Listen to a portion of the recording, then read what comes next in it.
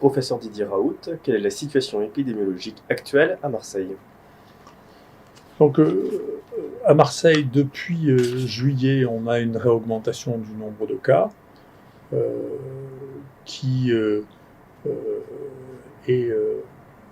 On verra si cette augmentation de cas continue.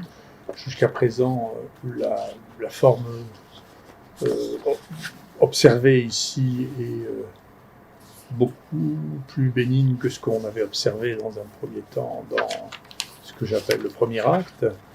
On vient de faire une comparaison entre le premier acte qui était jusque fin avril et le deuxième acte qui aurait commencé à partir du 15 juin. Et donc la moyenne d'âge est à peu près la même, un peu plus basse actuellement. Mais enfin, au début, on a l'impression que c'était surtout des jeunes. Maintenant, c'est une population qui est comparable. Avec une population de plus de 65 ans qui est aussi comparable, de 10% actuellement, alors qu'elle était de 12 avant. Il y a un peu plus d'hommes, pour des raisons que je ne m'explique pas. Mais il y a moins d'hospitalisation, 11% contre 18%. La moyenne d'âge des hospitalisés est la même. La mortalité, pour l'instant, est beaucoup plus basse, elle est 10 fois plus basse que ce qu'on observait avant. Et les signes d'anosmie, de non-perception des odeurs sont les mêmes, sont comparables. Et ce qu'on voit aussi dans les marqueurs biologiques, c'est que dans les signes qui étaient associés avec la gravité, en particulier les troubles de la coagulation, sont beaucoup plus rares dans l'épisode actuel pour l'instant que ce qui était dans l'épisode précédent. Donc on a une situation dans laquelle il y a effectivement un nombre de cas, et ça ce sont les cas autochtones marseillais qui augmentent, mais pour l'instant on reste avec une mortalité plus faible et une gravité plus faible. Pour l'instant, là aussi, chez les patients qui ont été inclus, traités plus de 3 jours, la mortalité est très basse. Pour l'instant, elle est 0 sur 103, ce qui fait que sur l'ensemble des patients qui ont reçu ce traitement, il y a eu sur un peu plus de 4000 personnes, 18 morts, c'est-à-dire 0,45%, ce qui fait que dans l'ensemble de la maladie, pour ceux qui ont pu être pris en charge et traités ici, la mortalité est très basse, plus basse que celle des autres infections respiratoires qu'on a eues les autres années et diagnostiquées au CHU. Concernant l'hydroxychloroquine, quelles sont les dernières données que vous aviez à présenter?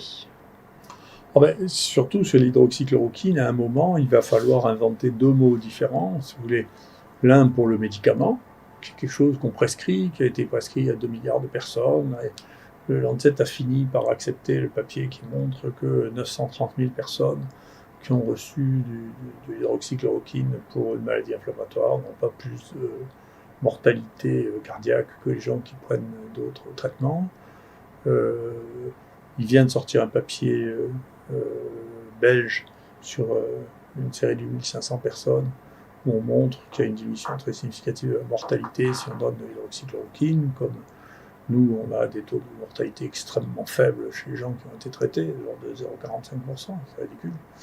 Donc il y a ça, c'est le médicament, et d'autre part, c'est le fantasme, c'est-à-dire qu'il y a des gens qui sont prêts à écrire, à publier et à soutenir que l'hydroxychloroquine est un poison mortel, alors qu'il y a des milliards de gens qui ont reçu ça. Donc on voit bien qu'il y a une déconnexion complète. J'ai eu l'occasion de discuter avec un philosophe épistémologique extrêmement intelligent.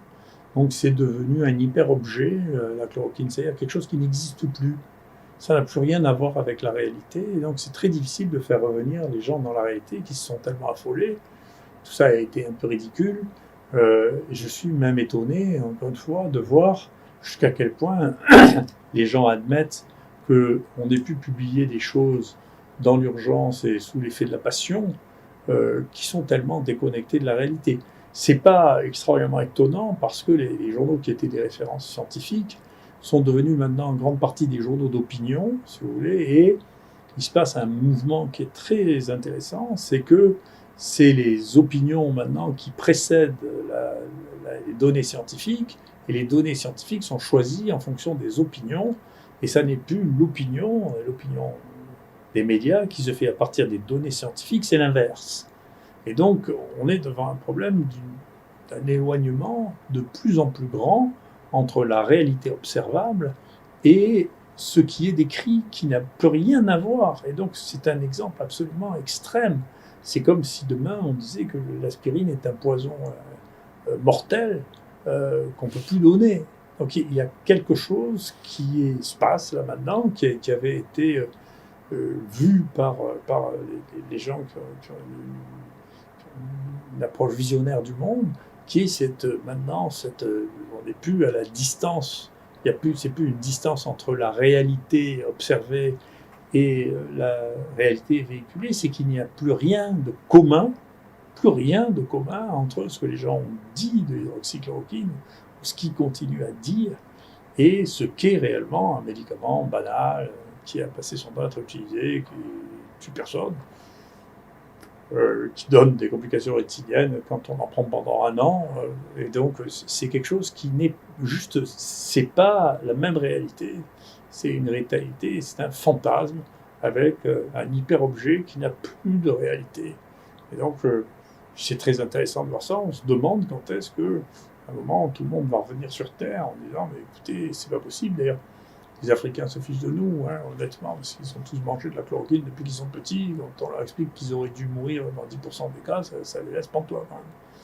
Donc, on ne sait pas quand cette histoire de chloroquine va s'arrêter. J'espère que ça va bientôt s'arrêter, parce que, globalement, nous, quand on donne ça dans les EHPAD, il y a moitié moins de morts. Alors, ce serait bien que fasse ça ailleurs, parce que s'il y a d'autres cas qui surviennent dans les EHPAD, ce serait bien de soigner les gens avec ce qu'on a actuellement disponible.